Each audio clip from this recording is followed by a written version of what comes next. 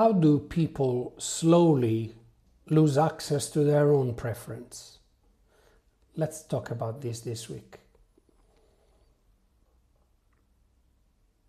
It's very often the case that a high-functioning person I see cannot recall, often because there hasn't been any traumatic event or any memorable situation in life that can justify that moment when I may ask them directly, what do you need?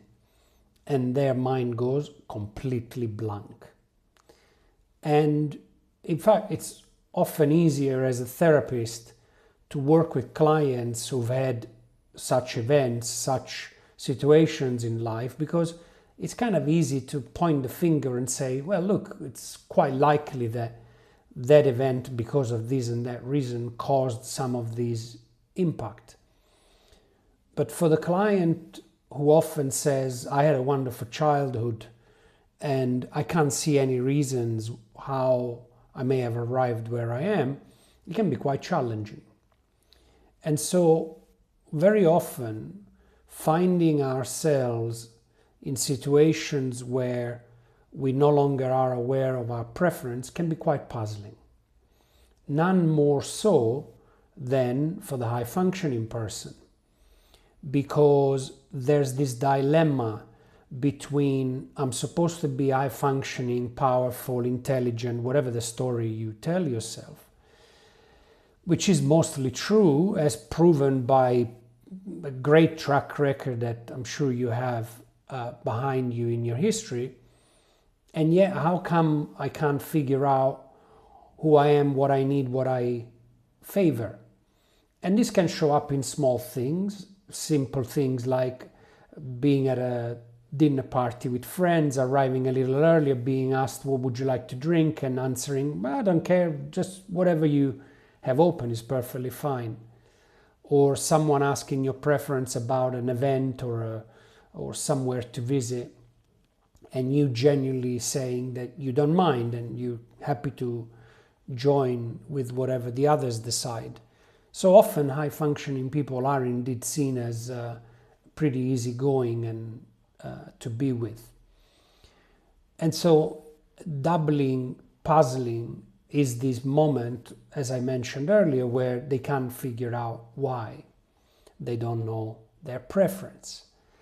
And the answer is that very often this doesn't happen because of a sudden crisis or trauma or event, but actually for the large majority of us, it happens out of a million tiny little erosions where in front of the life's demands, we keep favoring the external preference. And so at some point, the essence that we carry within, that is designed and desiring to manifest and blossom in its full glory, stops almost communicating to us. Because after all, what is the point of continuing to express a preference if that preference is almost always overridden? At some point, given that our organism is aiming for balance and efficiency, the use of that energy is no longer required, and hence it just stops communicating, and therefore we also stop listening to the cues that come from within. So we arrive at this moment having gotten into therapy often because we realize there's this gnawing feeling that we have everything on paper and yet somehow I feel empty. And we realize the reason is because we've often completely or almost completely lost connection to our own preferences, needs, likes and dislikes. In a nutshell, using my language, we've lost connection with our essence. And so think about a choice that you were recently presented with where you actually answered, well, I don't mind. And ask yourself, did you really not mind? or were you acting out that ongoing strategy of giving yourself up and your preferences in favor of the external worlds? Until next week.